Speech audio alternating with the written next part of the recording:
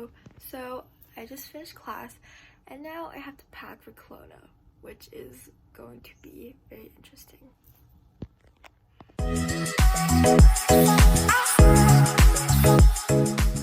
As I rewatched the way I packed and unpacked, then packed again, I wonder if she knew that none of it would have mattered in just a few hours.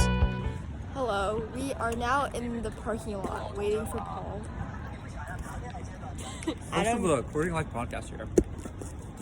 Wow. And he's wearing his suit. You want an autograph this? Yeah, totally. I remember being so stuck on what to bring on a short 2-day trip that I could feel my hands start to shake as my head replayed every single possible scenario. I was filled to the brim with anxiety on how the trip would play out. What if I say the wrong thing? What if I mess up and lose everything? What if everyone on this trip realizes I'm a fraud, faking my knowledge, faking my dedication? I knew I had a tendency to think negatively, instantly jumping to the worst possible conclusions. But it wasn't until someone who I had just recently got close to said, "For someone who is always smiling and happy, you seem to think very negatively about yourself," that I realized something. I have somehow gotten used to the comfort of not being okay. The pain, numbness, and discomfort of never being fully happy has become normal, as I started to truly believe my life could not be good for too long. It's like I was speaking my own downfall into existence by believing that my life always had to go down. I couldn't just be happy. Happiness had an expiration date on my shelf. I always had to return back to the feeling of hopelessness.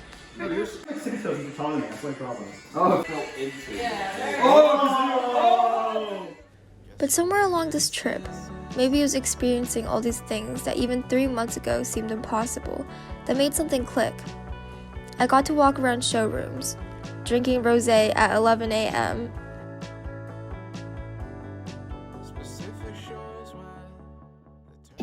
Karaoke in my boss's car that was being driven by one of my friends. Pulls me in enough to keep me guessing. Oh, I've been shaking. I love it when you go crazy. You take all my inhibitions. Baby, there's nothing holding me back. Meet the premier and attend political events with people of high importance.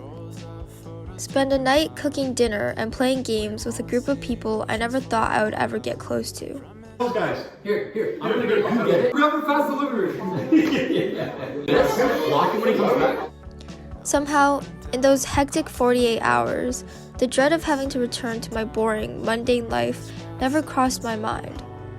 For once, I finally knew what it meant to live in the moment, to really be there, soaking in the morning light, sharing every meal with people I just recently started calling my friends, playing around as if we were no longer uni students with a world of responsibilities and expectations.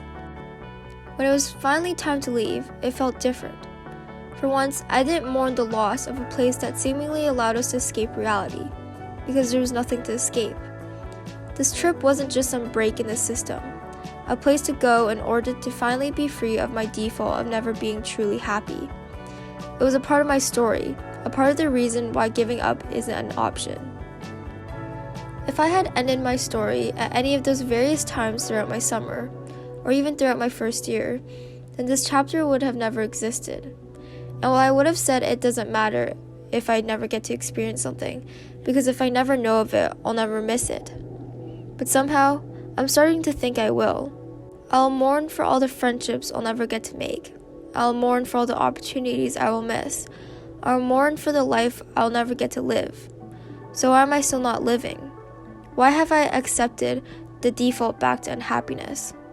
Why not spend every day trying to escape a little bit more till there's nothing left to leave, and the default becomes whatever I choose it to be. And I choose to be okay.